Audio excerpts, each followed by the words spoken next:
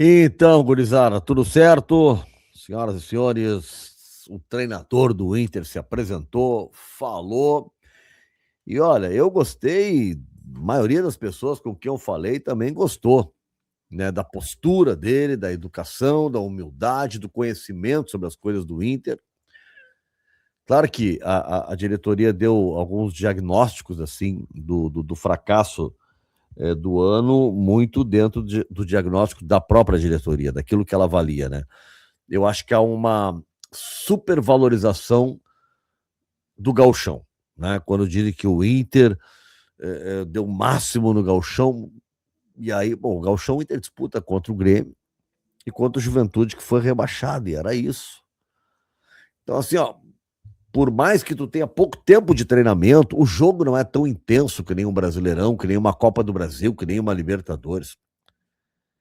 Tu joga contra o Monson, tu descansa jogando. Então, claro, eu acho que o maior desgaste do Inter foi o mental. É só vocês pegarem o Grenal da final do Gauchão e vocês vão ver, o Inter tinha um time melhor naquele momento, muito melhor. Tanto que ganhava do Grêmio. Mas ali pesou a questão emocional, o Inter não ganhava há muito tempo. E isso é uma coisa que alguns não acreditam, né, na mística e tal. Não, não, isso funciona. O Inter estava há muito tempo sem ganhar. E os jogadores passam a não acreditar que podem ganhar. E o jogo está terminando e os caras ali nervosos. Então vocês veem que o Grêmio foi para cima do Inter no Beira-Rio, né? Mas era uma coisa de ganhar o campeonato. Bom, ok. E depois daquela vitória, sabe, a ressaca mental, a festa foi tamanha e o alívio foi tão grande que o Inter esqueceu do resto, só que aquilo era só o começo. Claro que não deixar o Grêmio ser octa era fundamental, mas não dava também, né, para se jogar nas cordas porque ganhou o gauchão, né? Então acho que esse diagnóstico na questão física ele pode ter algum fundamento, ok, tá? Mas ele não pode justificar o fato do Inter em junho estar no rebaixamento e na última rodada do Campeonato Brasileiro entrar na última rodada também na zona de rebaixamento. Não dá para justificar. O presidente fala dos problemas do segundo semestre. Não. Os problemas já são no primeiro semestre, logo após o Gauchão.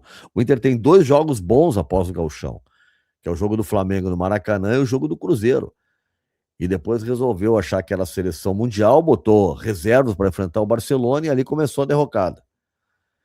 Tanto que quando para o campeonato em junho, que tem a Copa do Mundo de Clubes, o Inter está na zona de rebaixamento. Então, que primeiro semestre bom é esse? Então, claro que a herança do diagnóstico, mas o Pesolano só vai conseguir fazer um diagnóstico correto do que ele pensa quando ele começar a trabalhar com os caras. Hoje ele vê um ambiente bom, ele vê os jogadores humildes, os jogadores ligados, os jogadores afim, certo? Mas é no dia a dia que ele vai ver. Por enquanto é aquele sentimento de quem está chegando. O Abel chegou e tinha o mesmo sentimento, né? E conseguiu fazer a virada. Mas lembra do primeiro jogo? Que horror! O jogo lá contra o São Paulo, na Vila Belmiro, foi terrível, né? O próprio Abel disse, meu Deus do céu, ficou decepcionado. Mas o Pesolano vai ter tempo, né? Não é aquele punhal aqui, né, que tinha o Abel, que se não desse certo estava rebaixado o Inter. Não, ele vai ter tempo para trabalhar, pouco, sim, pouco tempo, mas vai ter tempo para trabalhar. E aí o Inter vai precisar ajudar ele. A diretoria vai precisar ajudar. E quando eu digo ajudar, é claro, dá todo o suporte, tudo. Nós garantimos que ele será o técnico, não vai ser demitido. Ok, isso tudo é importante. Agora não adianta, o futebol passa por resultados positivos. Passa por resultados positivos. Se em junho o Pesolano tiver com o Inter na zona de rebaixamento, vai ser um horror. Então, assim, ó, o projeto tem que ser acompanhado o tempo todo. O que eu digo em ajudar o Pesolano? Capacitar mais o grupo do Internacional. O Inter precisa, a meu ver, de um goleiro urgente. O Inter não tem um goleiro titular. O Inter precisa rever o seu lateral esquerdo. O Bernabé vem comprometeu todo o ano de 2025. O Inter precisa ter meias e atacantes de mais qualidade, que possam dar mais alternativas ao treinador. Se não joga o Carboneiro, quem é que o Inter tem dessa característica para fazer uma jogada de lado? Mais ninguém. Tem o Vitinho que faz pelo outro lado. Mal ou bem tinha o Wesley antes, agora não tem. Então o Inter não tem esse jogador. Tem que aproveitar a base, ok, tem que botar os guris a jogar, agora tem que capacitar o time do Inter. O Inter precisa de zagueiros melhores. O mercado é um grande zagueiro, mas já está com uma certa idade. E eu acho o Vitão muito bom zagueiro. Mas eu tenho restrições ao Vitão na bola aérea defensiva. Eu não sei se é uma questão individual ou se é uma questão que foi coletiva, que o Inter não corrigiu, mas se a gente for ver, são muitos gols que o Inter toma na bola aérea. E o Vitão é o que mais joga ali.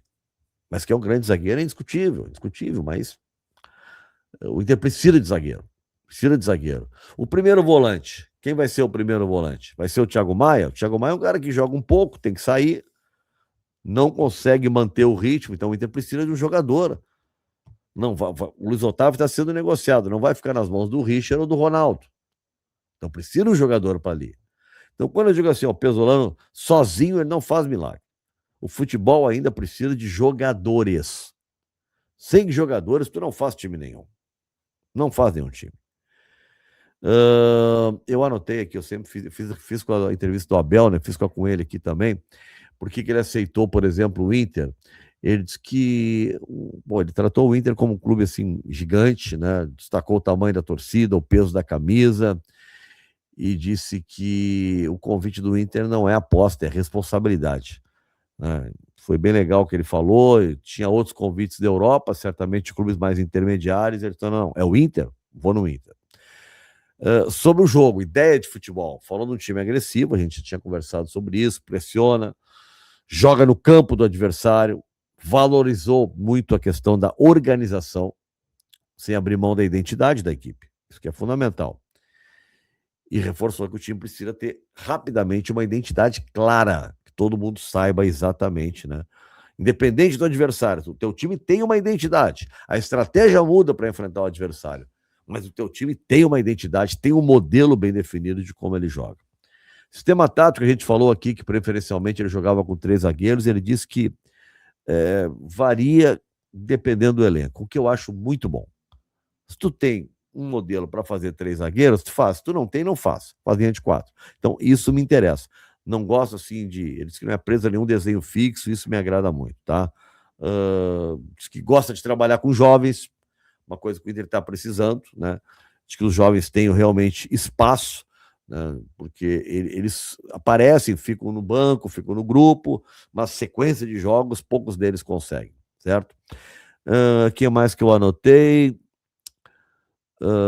Deixou claro que a oportunidade vem pelo treino, não é por entrevista, nem por discurso externo. Tá? Então é no treino que ali as coisas vão acontecer. Sobre a relação com o elenco, deixou claro que é um cara do diálogo direto, claro e diário.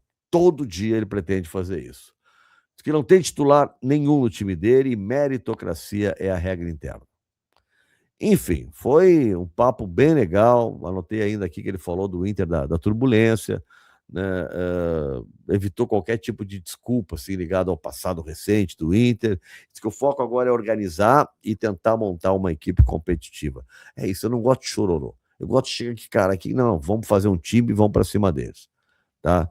Sobre a cobrança, ele diz que está acostumado à cobrança, não se importa com isso e diz que grande clube tu trabalha com pressão. Tá? É isso. E, é claro, pediu o apoio do torcedor. Gostei da entrevista dele, cara. Gostei realmente da entrevista. Eu vou botar um trecho aqui, tá? Que foi uma pergunta da Nani, que ele responde. Eu veio. Eu fui sincero para Abel, né? O mais importante aqui. Como quando o Abel chamou ele para trabalhar e o que ele disse para o Abel. Eu gosto de ser claro, né? Quando me ligaram, primeiro que me ligaram, eu falei sinceridade. Eu gosto de um maluquinho do lado do campo. Se você me está ligando, va a tener un cara así todo el día en el CT, intentar sacar el 100% de cada uno de lo que trabajamos en un CT, de cada jugador y todo. Es lo que siento, como siento el fútbol, ¿sí? Yo lo siento así. Después de haber pasado por Europa, en otro Canadá, ¿sí? A veces el comportamiento puede ser un poco más retenido en cierto lugar del mundo, mas yo vivo el juego, lo vivo al 100%. Y así que nada, lo más importante acá es el trabajo, ¿sí? Esta parte a mí me van a ver, no estoy tranquilo, no gosto de estar falando mucho, eu gosto de trabalhar, eu gosto del día a día y de que... ¿Por qué? Porque acá podemos falar todo cosas lindas, ¿sí? Mas eu gosto que o campo fale por mim e os jogadores falem por mim também. Oi, Solano. Boa tarde. Felipe Duarte, da Rádio Gaúcha. É isso, gente. Eu queria só mostrar um trechinho para vocês, né? Ele falou também sobre ser o plano B do Tite. Disse assim, ó, até anotei aqui. Ser o plano B atrás do Tite, para um cara de 42 anos, é um orgulho. Havia outros clubes. Acabou que foi o plano B de Tite, em outro clube também, referindo-se ao Cruzeiro. Com minha idade, começando agora, queria ficar na Europa, mas quando aparece o Inter, é impossível dizer que não. Estou muito feliz. Tá aí. Né? Esse é o técnico do Internacional, Paulo Pesolano, tá? Que hoje deu sua primeira entrevista coletiva e agora a gente vai acompanhar ele no dia a dia, ver se vai dar tudo certo. Estou torcendo muito, gosto do modelo, das ideias e espero que dê tudo certo. Tá bem? Não te esquece de comentar aqui embaixo do vídeo, tá? Deixar a tua opinião.